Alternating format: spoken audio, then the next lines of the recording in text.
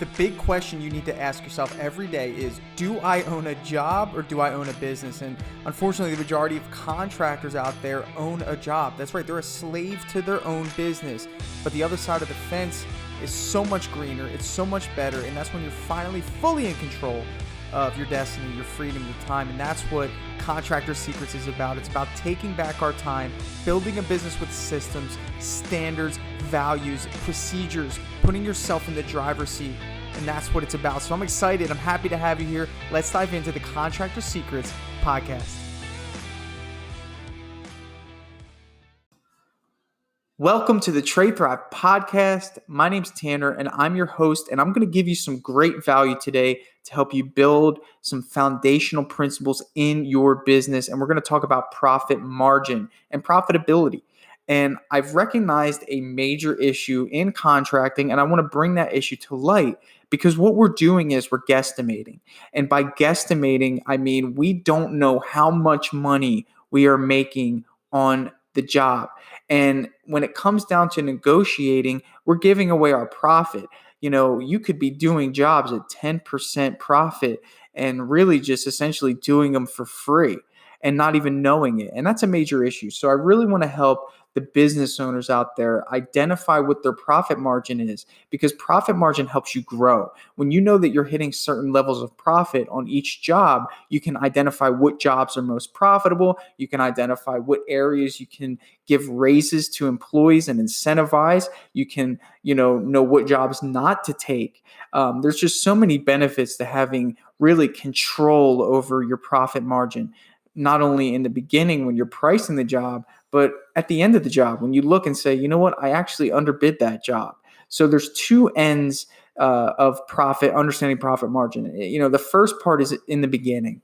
And if you know anything about how I price my jobs, it's called cost-based pricing. And cost-based pricing is really pricing it based on my costs. And you should be comfortable with knowing that your prices are going to change over time. If you pay people more money, then your price needs to go up. If your materials and supplies increase, that means your price needs to go up. So having a fluid approach to pricing, in other words, knowing that it's always going to change, really will give you that confidence going forward to know that, okay, I have to stay on top of this stuff, my labor and my materials, to make sure that I'm staying consistent with my profit margin. So whenever we go into a pricing situation, the first thing I'm looking at is, number one, how long does this project take me to do if I were to put my team on the job? That's a question I want to ask myself. Okay. So if I always go, you know your business more than anyone, and you should also be a student of the game in a sense that you should be identifying certain jobs and identifying how long it takes your team to perform that certain job. And if you're working by yourself, you should identify how long it takes you to perform a certain job. And it'll help you align what that expectation will be when you replace yourself and you have someone in your position doing that. So, for us, house painting, I look at a house, 3-bedroom, 2-bath. I say, okay, I have a team of 4. It should take them 1 day to do the job. 1 day equates to 8 hours. 8 hours, let's say at $100 an hour, that'll cost me $800 in labor. Okay. So I have this first cost here that's very important. That's my labor cost.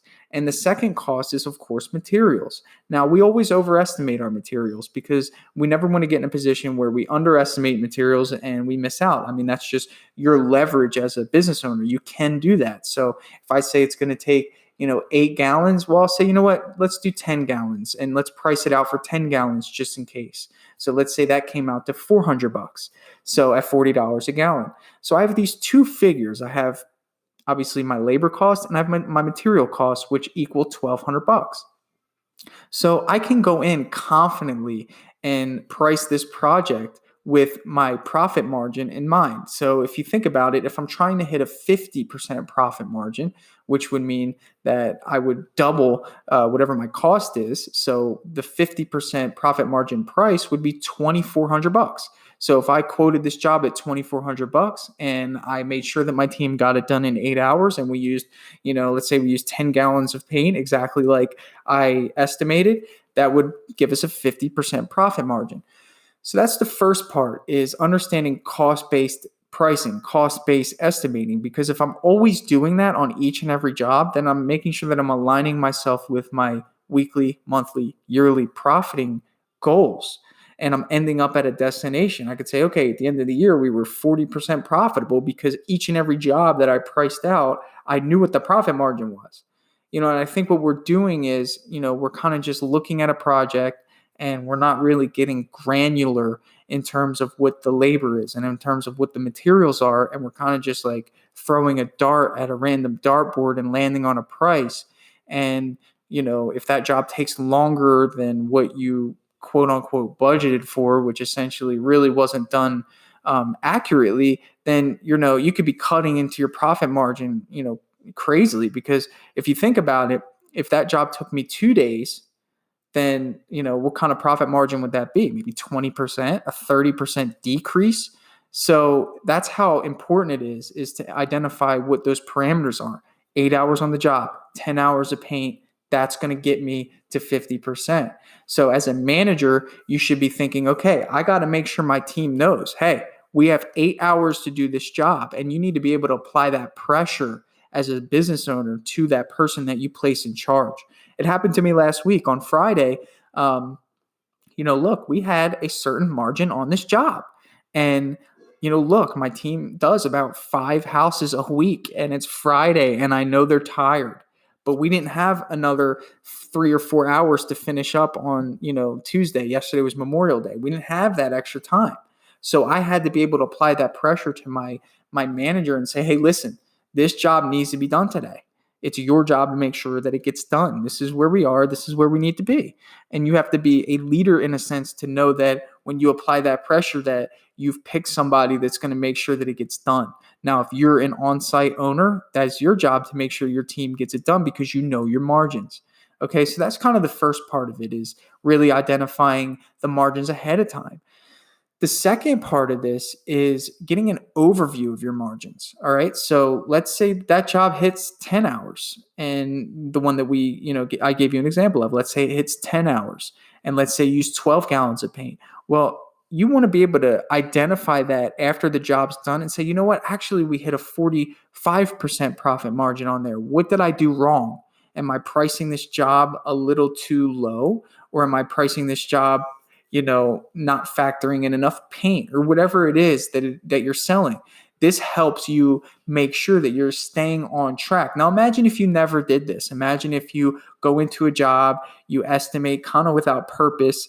You kind of just, really don't have a method in place to make sure that you're staying profitable. And then, the job kind of takes about 14 hours for whatever reason, and you use 12 gallons of paint and you never track that. And you just say, okay, it is what it is. And then you go on to the next job and you do the same thing, and the next job and you do the same thing.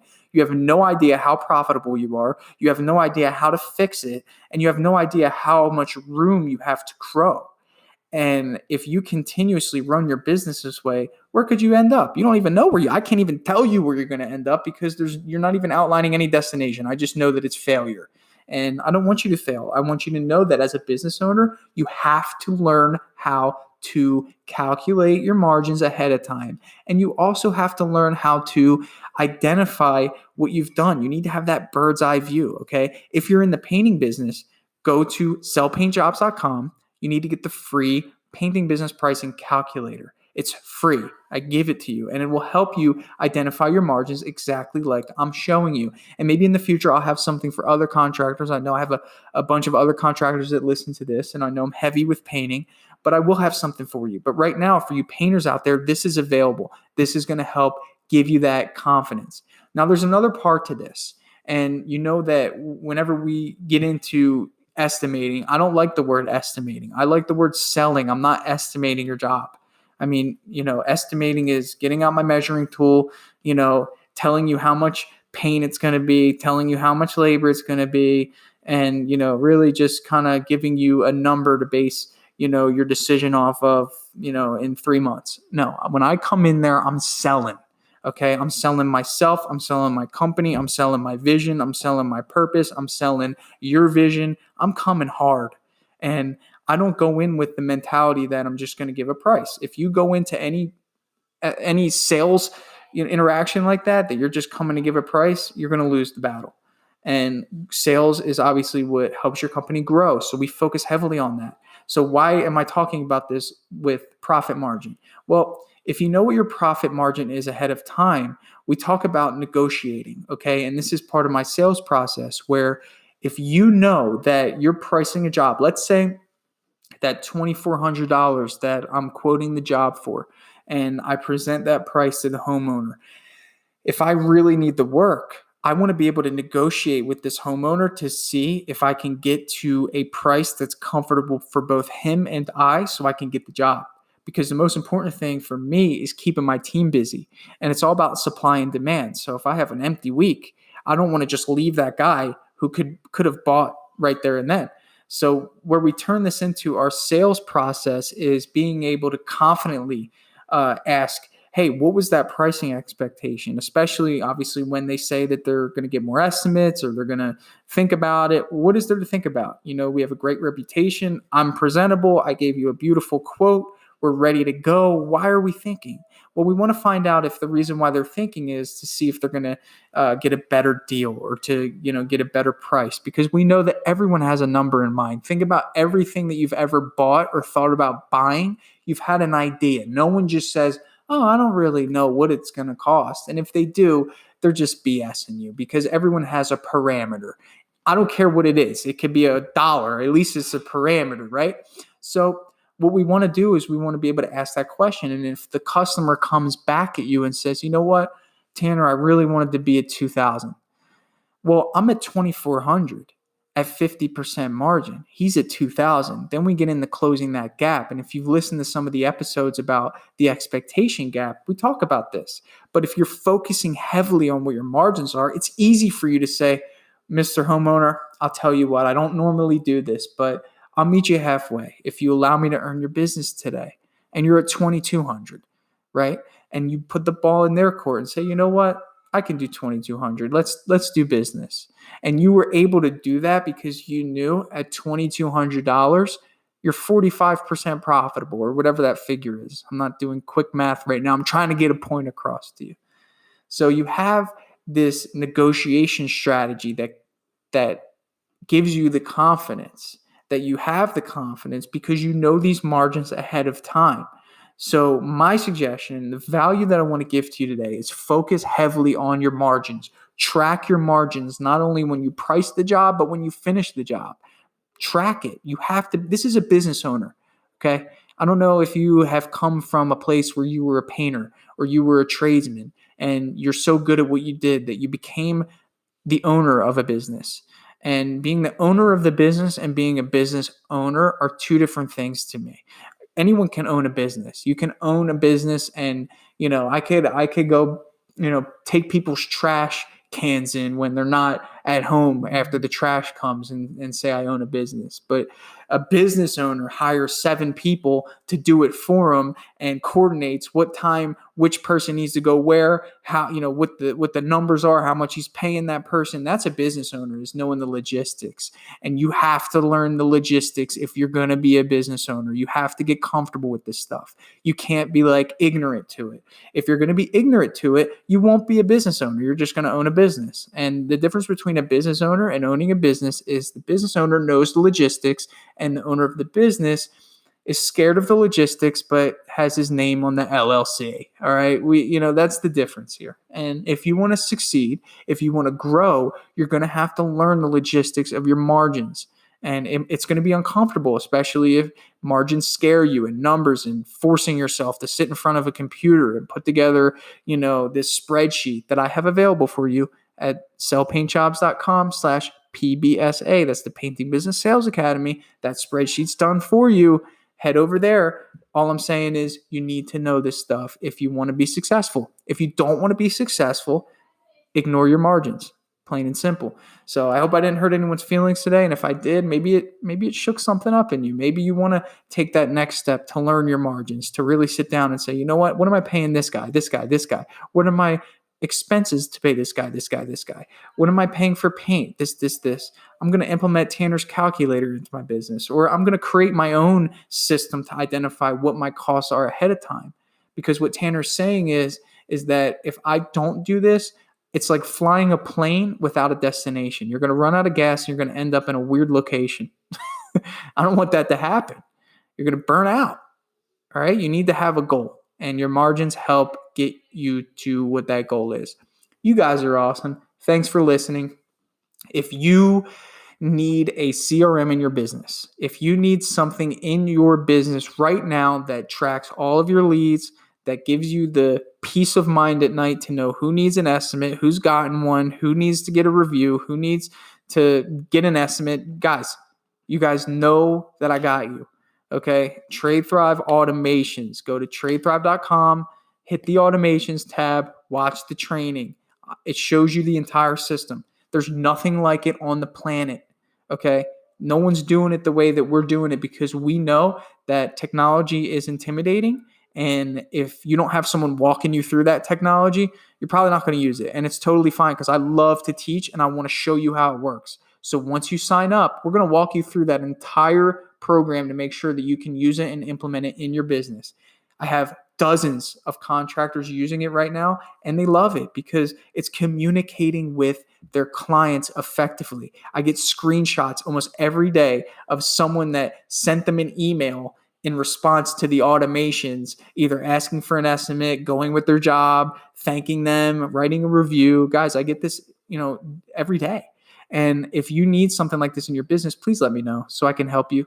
Appreciate you guys listening. I look forward to serving you in any way possible. If you want to talk to me in a little bit more in depth about some of this stuff, if you have questions, please don't hesitate. Send me an email, tanner@tradethrive.com. Let's talk about it. Let's get you to that next level. If you want to be a guest on this podcast, if you want me to do a free coaching session with you, yes, it will be recorded for the betterment of everyone who will be listening, but I will give you a free coaching session. We'll hash through some of the issues you got going on in your business. Please email me at tanner@tradethrive.com. Free coaching session. We'll record it and we will give out value to everyone, especially yourself. Thanks, guys. Have a great day. Hey, I just want to take a second to thank you for joining me here on the Contractor Secrets podcast. I'm just going to take this opportunity to let you know that my passion is coaching people, helping people. I've changed my Instagram name to @contractorcoach. And I did that because that is my passion. I want to help you. So please reach out to me. If you have an issue going on in your business, send me an email, find me on Instagram, message me, and let's do a breakthrough session. I want to work through your problems in your business to help you get to that next level. And one thing that I always say is this, the difference between those that get over the humps and the hurdles in business is just a change in perspective. And that's what I plan to offer you. So get with me, message me, allow me to help you take your business to the next level.